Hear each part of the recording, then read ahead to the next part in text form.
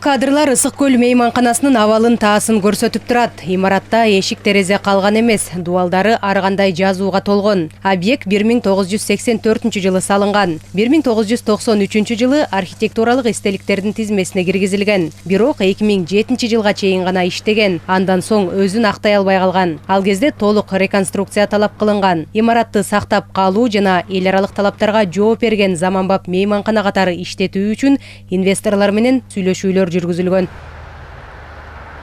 Ысык көл гостиницасын иштетүү боюнча көп аракеттерди көргөнбүз. Анын ичинен түрк ишкерлери менен, Кытай, орус ишкерлери менен көрүшкөнбүз. Ушу именно гостиничный бизнес ачалы деп. Себеби ошол убакта гостиница талкаланып баштаган инфраструктурасы. Анан инвесторлордун биринчи бизге келгенде эле суроосу, биз муну кайра здание кошсок болобу же үстүнө карай салсак болобу же бузуп кайра салсак болобу деген суроолоруна ошол убакта мыйзам тоскоол болгон. Жанакы исторический культурный наследие деген бир мыйзам бар болчу, ошол негизинде тоскоол болуп, элдер буга экономически невыгодно деп эч ким келбей койгон. Инвесторлор чыкпагандыктан мейманкана 10 жылдан ашык убакыт колдонулбай туруп калган. Бул аралыкта бузулуп, эскирип, көркү кеткен. Инвесторлор имаратты калыбына келтирүүгө караганда жаңысын курууга азыраак каражат сарпталаарын айтып баш тартышкан. Объекти атайын түзүлгөн комиссия кылдат иликтеп, баалуулуктарды жоготту деп тапкан. В 2019 году нам поступила 2 года назад заявка.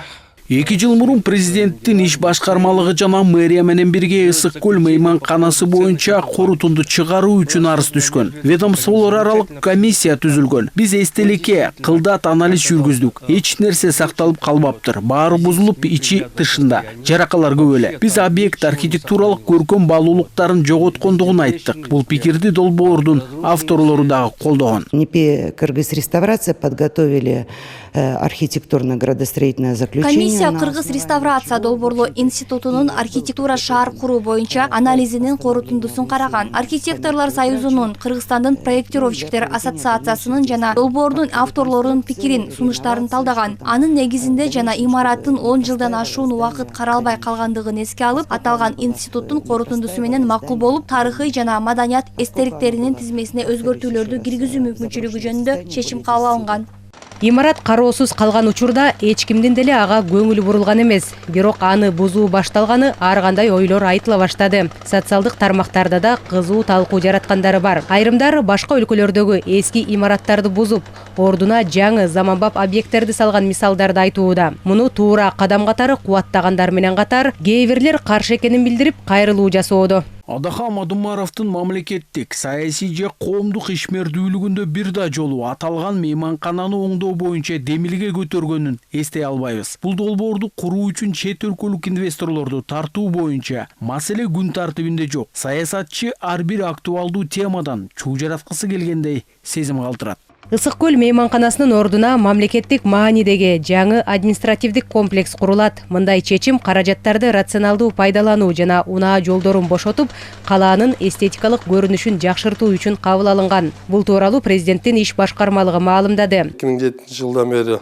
иштебей тургандыктан ал өзү дагы баягы имарат урай баштаган, бузула баштаган дегенде, анан ошону азыр бүгүнкү күнү чечим кабыл алынды. Аны бузуп, анын ордуна мамлекеттик имарат курулат. Азыр бүгүнкү күнү иш башкармалыгына караштуу Кыргызстройсервис деген мамлекеттик ишкана бар.